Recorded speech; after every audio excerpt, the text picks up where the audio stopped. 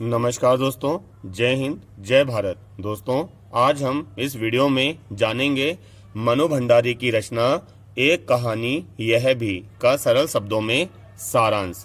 दोस्तों, मनु भंडारी की जो ये रचना है एक कहानी यह भी, ये 2 भागों में प्रकाशित हुई थी दोस्तों। और इस पुस्तक के स्पष्टीकरण में मनु भंडारी लिखती हैं कि मैं ये स्पष्ट कर देना चाहती हूँ कि ये मेरी आत्मकथा बिल्कुल भी नहीं है, इसीलिए मैंने इसका शीर्षक क्या रखा है, एक कहानी यह भी। ठीक है ना। तो यानी कि ये जो एक कहानी यह भी है, ये मनु भंडारी के जीवन के उतार चढ़ाव को बयां करती है दोस्तों। और ये जो कहानी है, ठीक है ना, ये आत्मपरक शैली में लिखी गई है, इसलिए आपको ये लगेगा जैसे इनकी आत्मकथा है। मनु भंडारी का जन्म मध्य प्रदेश के मंदसौर के भानपुरा गांव में हुआ था। इनके पिताजी कांग्रेस कमेटी में थे, जिसमें उनको ज़्यादा मान सम्मान नहीं प्राप्त हुआ। परिवार को बाद में आर्थिक झटका लगने के कारण अजमेर में शिफ्ट होना पड़ा। ठीक है ना। मनु के पिता एक और बेहद कोमल और संवेदनशील व्यक्ति थे, तो दूसरी ओर बेहद क्रोधी और अहमवादी थे। यानी कि उनके अंदर मैं की भावना है कि मैं ही सब कुछ हूँ। लेखिका की अपने पिता से वैचारिक टकराहट होती रहती थी। 5 भाई बहनों में लेखिका सबसे छोटी थी। उनका रंग काला था और बड़ी बहन सुशीला गोरी थी। पिताजी सदा लेखिका को नीचा दिखाते थे, जिसके कारण लेखिका में हीन ग्रंथि का जन्म हुआ। यानी कि वो किसी के सामने जाने में डरने लगी। वो बोलने में, यानी कि मंच से बोलने में शर्माने लगी। क्या पता किसी ने कोई काली कलूटी बैंगन लूटी तो नहीं बोल दिया। ठीक है ना। कहीं ऐसा नहीं कोई मेरे बारे में कुछ बोल देगा, मेरी आवाज़ पता नहीं कैसी है। तो उनके पिताजी जब उनके साथ ऐसी हरकतें करते थे, आते जाते कुछ टोका टाकी करते थे, तो उनके अंदर एक हीन ग्रंथि ने जन्म ले लिया। बड़ी बहन सुशीला की शादी हो जाने के बाद तथा बड़े भाइयों के बाहर पढ़ने चले जाने के बाद पिता का ध्यान लेखिका पर गया। लेखिका का घर राजनीतिक अखाड़ा था, ठीक है ना, जहाँ पर तरह तरह के विचार विमर्श, तर्क, वैचारिक, ठीक है ना, मतभेद होते रहते थे, जिसका असर लेखिका पर भी पड़ा। यानी कि लेखिका को बहुत सारी जानकारी उनके पिताजी के जो राजनीतिक संपर्क थे लोगों से, उनसे प्राप्त हुई। ठीक है ना। 10वीं पास करने के बाद 1945 में मनु भंडारी हिंदी शिक्षिका शीला अग्रवाल के संपर्क में आई और उनमें आत्मविश्वास जगाया। जो शीला अग्रवाल जो हिंदी की शिक्षिका थी, उन्होंने मनु भंडारी के हृदय में, मन में आत्मविश्वास जगाया, उनको बोलना सिखाया, उनको लजाने से दूर करा। यानी कि जो शर्म आती थी, उनकी शर्म को उन्होंने तोड़ा और उन्हें बताया, शीला अग्रवाल ने, कि जब आप बोलती हो तो अल्प विराम, अर्ध विराम, पूर्ण विराम का प्रयोग किस प्रकार करना चाहिए बोलते समय। तो इस प्रकार लेखिका उनके साथ राष्ट्रीय आंदोलन में कूद पड़ी।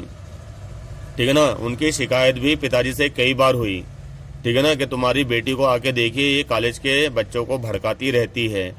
कई बार पिताजी नाराज होकर स्कूल गए। स्कूल में जाके पता चला कि भैया ये तो राष्ट्रीय आंदोलन में कूद पड़ी है। तब उन्होंने लेखिका पर गर्व किया। शीला जी का अजमेर छूटते ही लेखिका अपनी बहन सुशीला के यहाँ कलकत्ता आ गई, जहाँ उन्होंने BA पास की। बनारस से MA किया और वहीं बालीगंज शिक्षा सदन में पढ़ाने लगी। इस सदन की मुखिया पुष्पमयी बोस ने, यानी कि इस सदन की जो मुखिया थी पुष्पमयी बोस ने ही मनु भंडारी के व्यक्तित्व को बनाया व संवारा। यानी कहने का तात्पर्य है, मनु भंडारी को समय समय पर ऐसे लोग मिलते रहे जो उनके मार्गदर्शक बने, जिन्होंने उनके व्यक्तित्व को निखारा व संवारा। लेखिका ने यहीं रहकर अपनी पहली कहानी लिखी, ठीक है ना, इसी स्कूल की लाइब्रेरी के लिए।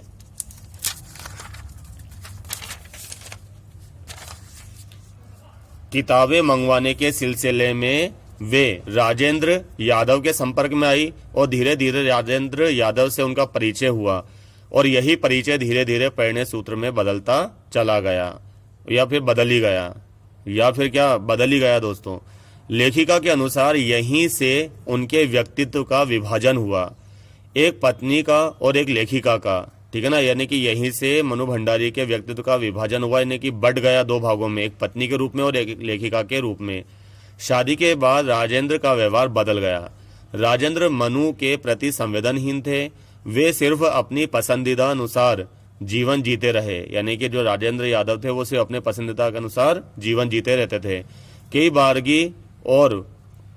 बारगी वह और उनकी पुत्री बीमार हुई, यानी कि मनु भंडारी और उनकी पुत्री बीमार हुई, लेकिन राजेंद्र यादव ने कोई सुध नहीं ली।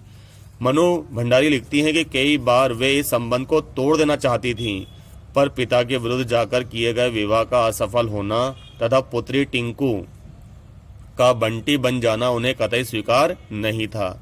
मनु की यह कहानी पुरुष मानसिकता की भी पोल खोलती है। राजेंद्र को प्रेमिका गीता इसलिए पसंद है क्योंकि वह अक्खड़ एवं डोमिनेटिंग थी। ज्ञात हो कि पुरुष को प्रेमिका ही केवल इस मिजाज की चाहिए, यानी कि अक्खड़ हंसी मजाक वाली चाहिए, लेकिन पत्नी में ये खूबी उसे नहीं भाती है।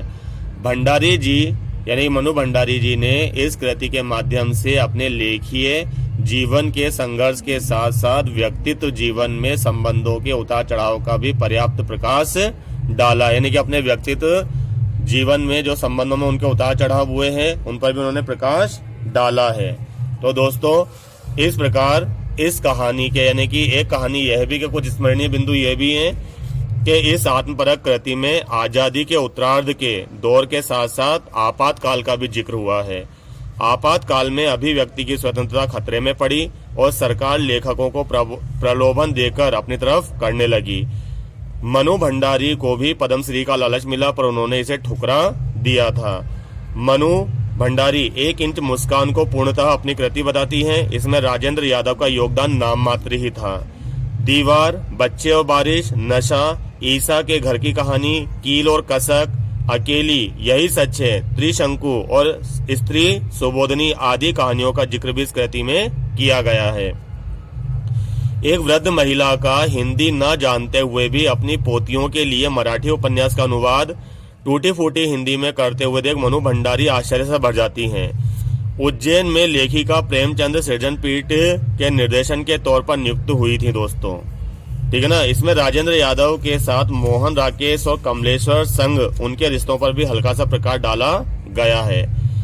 संपादक, लेखक और संबंधों एवं जटिलताओं पर भी पर्याप्त प्रकाश डाला गया है दोस्तों। उम्मीद है आज का वीडियो को पसंद आया होगा, समझ आया होगा। धन्यवाद।